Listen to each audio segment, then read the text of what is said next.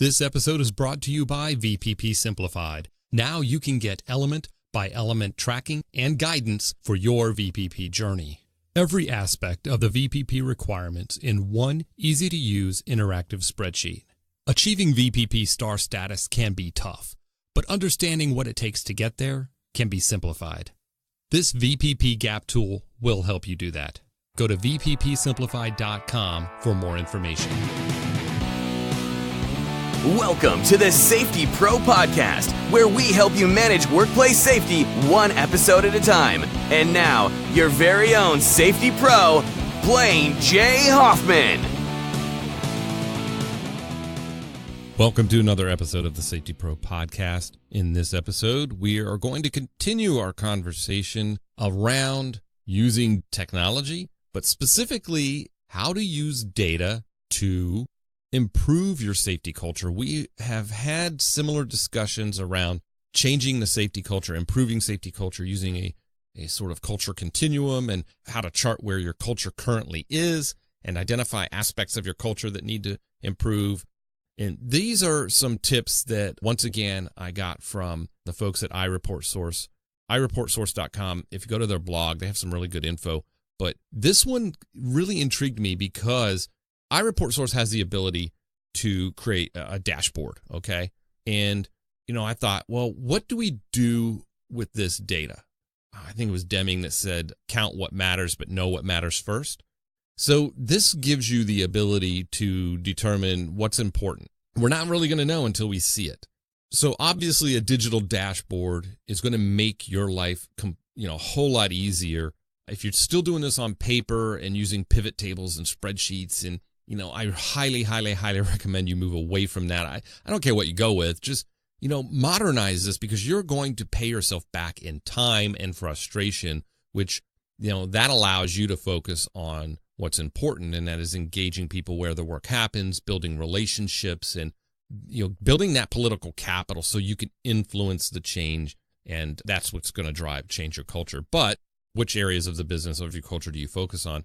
That's key. So all this information that comes in, we've got to make sense out of it. And I've talked about technology before, and, this one's slightly different take on it. So I hope you find it useful. I'm going to give you some specific data points that you can use, specific examples of how you can use data in this episode. So hopefully you get what you need out of this.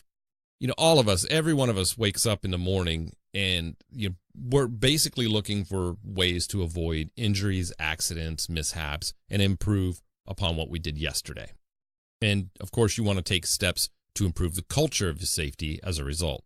Now, that's not easy, which in part is why an analytics dashboard is so helpful in giving you the information you need to do just that. So here are 4 ways you can use data to improve safety culture. 1, use data to drive shared accountability. Now, a great scorecard tells a story of what's happened, what's currently happening in real time, and that's important right there, and what needs to be done next as a result. Part of that picture is also about improving accountability to make sure what needs to happen does happen. Here's an example. iReport's dashboard, it's a tool that supports accountability and improvement. So it shares accountability documents created, proactive reports, critical actions needed, number of days without incidents, number of incidents that have occurred, types of incidents, and more. In doing so, it helps to make the connection between what's been done and what needs to be done and why. I mean, as simple as it sounds, knowing just what to do and being held clearly responsible for it it's invaluable in supporting a safer culture. So what this dashboard can help you do is, let's say you identify an area of your manufacturing floor that needs some extra attention. You see a trend in near misses, mishaps, or as a result of some of the inspections that are being done, this one area or this one department has seen an uptick in noncompliance with housekeeping or with PPE usage, something like that. You can assign a corrective action to a supervisor, manager, whatever, for over the next week, 2 weeks, month, So you could sort of drive that trend in the right direction as you continue to analyze this data as it gets put in. So a digital dashboard can help you do that in real time. You can assign that to somebody, and that is what we talk about when we say accountability, that a digital dashboard can help drive shared accountability. The ability to assign a task or activity to somebody as a result of something you're seeing, that is key. Being able to tie it together. And then each week as you look at this dashboard, or every day, I mean, it's a live dashboard, you can look at it in real time. But let's say you have a weekly staff meeting or even a monthly safety committee meeting. Doesn't matter. You look at this dashboard, you should be able to see the trend line change in direct response to the actions you assigned as a result of the trend you saw last time, right? Does that make sense? So you got to be able to link these. It's really hard to do when this is offline, when this is done, long form. You've got the weekly walk is done on one sheet of paper. The safety observation or peer-to-peer observation is done on another little card that they turn in. And you've got all this stuff laying around, and now you're an admin putting all this stuff in and trying to come up with, engineer a way with all these formulas and pivot tables to stitch it all together. I'm telling you right now, I know this from firsthand experience. I've done it. I've been there. I see people who are there now, and I tell them all the same thing. You need a digital dashboard that's going to do this for you. Don't worry about all the work. There are tools out there available that are built for this.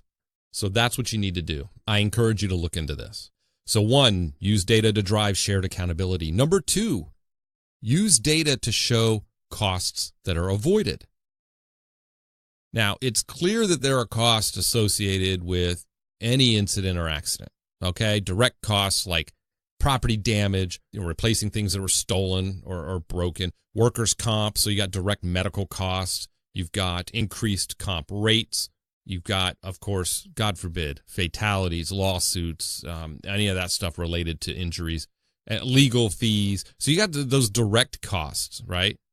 But if an incident happens, there's also harm done to your company's brand, goodwill, you lose productivity. Somebody is off for 2 weeks, you got that direct cost of paying their time off or the impact to your comp claim. But then you also have to have somebody come in on overtime to fill in, to pick up the slack, or you get a temp and hire a temp, or you have an operator run 2 machines now. So you're going to see a dip in productivity. There's sort of these indirect costs. They're hidden, and they're hard to pinpoint and actually show leaders in an organization the true cost of an injury.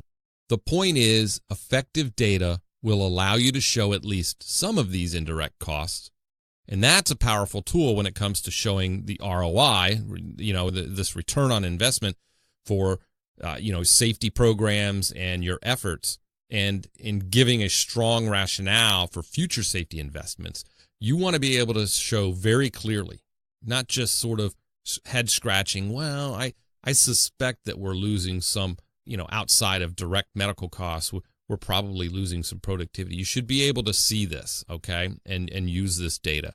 So a digital dashboard will help you track this stuff as well. It will help you create this scorecard. Now, number 3, use data to take the guesswork out of corrective actions. Now, this one, a lot of folks miss this, okay? Basically, you want to be able to go back and look at, have we done something like this before? But also you want to be able to create this read-across matrix to say, okay, in this department, this is the corrective action we need to do as a result, but how many other machines do we have that are similar, that are like this, that we need to do? You don't just do it here, you do it everywhere. And when you have this offline, you can lose some of that energy, some of that getting ahead of the next incident. And so you can use data to take the guesswork out of corrective actions. One of the best ways to see if your data is working for you, whether or not your data has the ability to prevent future occurrences of a similar or same type of incident, is if your data or your dashboard isn't informing you of ways to make changes, you have a major opportunity for improvement.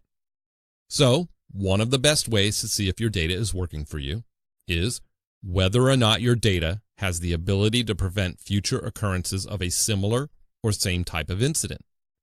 A digital scorecard, a digital dashboard, or some tool like this, it's going to help drive accountability. So think about it. in one department, you have an incident, okay? And let's say the corrective action is to improve the machine guard design. You can assign that corrective action to multiple supervisors, that one event, that one corrective action, I should say, to multiple supervisors across the entire organization that would be impacted by this, okay, at one time. And you track it all in one place. They all have to act on that corrective action. That's key. So another iReport source example is, so their dashboard generates a real-time view of near misses by type, top causes for corrective action, total case incident rate, all that good stuff, okay? It also gives you a snapshot of other key incident and inspection metrics. Based on what's most meaningful to you, right, and your company, it captures behavior-based steps and actions that have occurred so that you can know exactly what's going on and where. This is key because if something's going on in one area, you want to be able to leverage that or assign corrective actions to other areas. And that's how a digital dashboard is more powerful. So use data to take the guesswork out of corrective actions. 4, use data to keep everybody informed. So an analytics dashboard or digital dashboard, one like iReport source saves you more than 4 hours per week by doing all the heavy lifting when it comes to compiling and generating important metrics, trends, key data points, and stuff like that. It's not just about saving you less time in spreadsheets, though. I mention that a lot because that gets most people's attention. And I wasn't exempt for a while on this either. I fell victim to the spreadsheet monster, death by data, whatever you want to call it. What is the other one? Analysis paralysis. But look, it's not just about saving you less time in spreadsheets. It's also about the real-time access to that valuable reporting metrics, okay? I should be able to open a link, on my phone, on my tablet, on my computer. It doesn't matter. I should be able to go to a page and right now in real time see who's not turned in their weekly report. I shouldn't have to collect these papers, lick the fingers and then flip through each page, right? And then say, okay, count all the supervisors and go to a spreadsheet and tick off the date of each one and then look at the spreadsheet and go, okay, these 3 people are missing one. I should just know. I should just open this page and go, hey, Bob and Jane did not do their weekly inspection. And then what were the results, right? You avoid all of that stuff. I should just be able to have real-time access to this info. Now, whatever dashboard you use, be sure that anyone from upper management to HR to you in safety, that anybody has quick access to that report.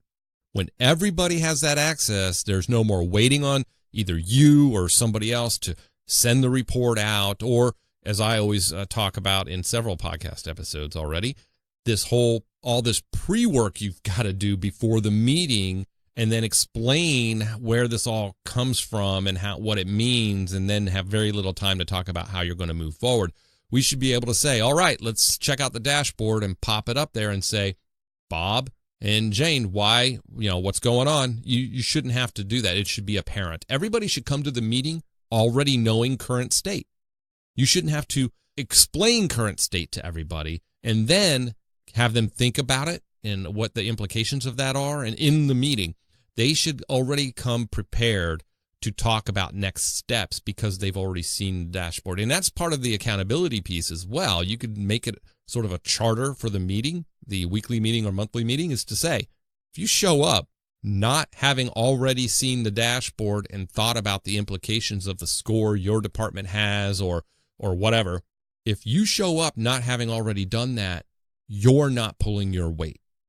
We don't have time to sit here and go, okay, I didn't look at the dashboard. Could somebody just give me the high level point? No, that's your role. That's your job. So it can help drive accountability in a positive way. It makes meetings shorter and more productive, which, trust me, everybody can use more of that. Finally, you can easily show exactly how safety is improving each month and why. And, plus if somebody leaves your company, you're not stuck trying to figure out what they did or where the papers are and documents are. You've got it all. You're capturing it as you move along. And that, that's something a lot of people don't think about, is when a supervisor leaves and you're like, oh man, where are all the forms and the safety observations and one-on-ones? You're not missing a lot of documentation. You keep it all in a digital tool. You sort of memorialize that. So look, whatever you choose, make sure it has the capability to give you or produce an analytics dashboard. And these are just 4 ways to use data to improve your safety culture. There are many more. I just wanted to cover these top 4. And, whether you go to iReportSource.com or you have some other option, these are things that I hope I gave you anyway, some things that you can look for as potential solutions or features that you need to have. They are invaluable to me. Okay, I talk to these folks all the time. I talk to other safety professionals all the time, and we all have sort of, slightly different tools and things that we use. But the one thing that is still, it just floors me to this day, and I'm talking, I have 25 years experience in the industry, but I'm talking folks that are 25 plus years like myself and are still not doing some of this. They're still stuck in that sort of old school way of, staying busy, doing busy work means I'm providing a value. I'm like, no, it doesn't. It's actions, it's improvements moving forward. That's where the value is. And what I'm doing is consuming a lot of, I'm going to use a buzzword. I hate this one, but I'm going to consume a lot of bandwidth, right? A lot of my time and energy that I have during the workday, doing a lot of this data dump and sorting through this data and analyzing data, and very little time on the back end once I go, aha, this is what the data is telling me. Well, it's time to go home. I'll pick it up tomorrow. I've lost so much and that's why iReport Source, they did this analysis of, the typical safety, professional and what their digital dashboard can do. And that's where you get back almost a half a day a week. A half a day. Imagine if I walked up to you, and trust me, this isn't a pitch, okay? I don't care. Again, I've said it how many times. I don't care what you use, but imagine if I came to you and said, I can give you 4 hours a week. I can give you half a day a week to do whatever you wanted to do with your safety culture. Imagine what you could do with half a day a week on top of what you already do. That is the power of not just data, because chances are you have data. It's just taking you 4 hours or more a week to pour through it. But imagine what an analytics dashboard or a digital scorecard or sort of automating some of this stuff. Imagine what that can do for you in providing more value to your employer. So if you think by doing all this busy work and walking in with a couple of binders and papers flying out of your hand, blowing into the office, and when your hair a mess and a pencil in your teeth and going, okay, I've analyzed all of our weekly reports, and that's not impressing anybody, okay? That does not impress anybody. Here's what's going to impress people. Showing the dashboard and saying, based on what we have seen in the last week, I need you, and you to do X, Y, and Z. And do you have any issues with that? What tools do you need? What kind of support can I provide? Let's look across the table and say, and pull the resources we need from other departments. You're actually coming up with something that will move the needle, and you're not wasting any time analyzing any of this stuff. So let me know what you do. How do you use data to improve your safety culture? I want to hear from you. I want you to send me an email. I know it's a pain. I want you to send me an email. Hit the link in the show notes. Tell me how you use data to improve your safety culture. I'd love to learn how you're doing it, and I would love to be able to share that with others. Or if you have a question on how you can better use data to improve your safety culture, I would love to talk with you and share this information with you as well offline. I answer a lot of questions every week. Don't be afraid to shoot me an email. If you're thinking, hey, I'm not going to send him an email, don't. Send the email. Don't hesitate. Trust me. And if you're listening and you've already sent me an email, leave a comment on LinkedIn, okay? Go to LinkedIn, leave a comment about if this podcast has helped you or if I've helped you in some way. Leave a comment somewhere so others can see it. That's all I truly want to do. Trust me, okay? I just want to be able to help you improve safety and do a better job. We're all in this together. So shoot me an email. Let me know what you do and how you use data, or ask me a question you need to ask. The other thing you could do, if you think of it, okay, I'm asking a lot here. You're going to have to write this stuff down. You can leave a ranking and review on Apple Podcasts. This helps the podcast get in front of other people. Yeah, it does. But it helps provide feedback for me. So if you're on Apple Podcasts, this is how they do rankings, right? It's based on number of reviews and some feedback. So leave me feedback on Apple Podcasts. If you're not on Apple, that's fine. That's okay. Not everybody is. Go to LinkedIn. Find me on LinkedIn and reach out. I would love to connect with you and continue to expand this incredible community that we have built through the podcast. So I look forward to hearing back from everybody out there. And until the next Safety Pro podcast episode, be safe.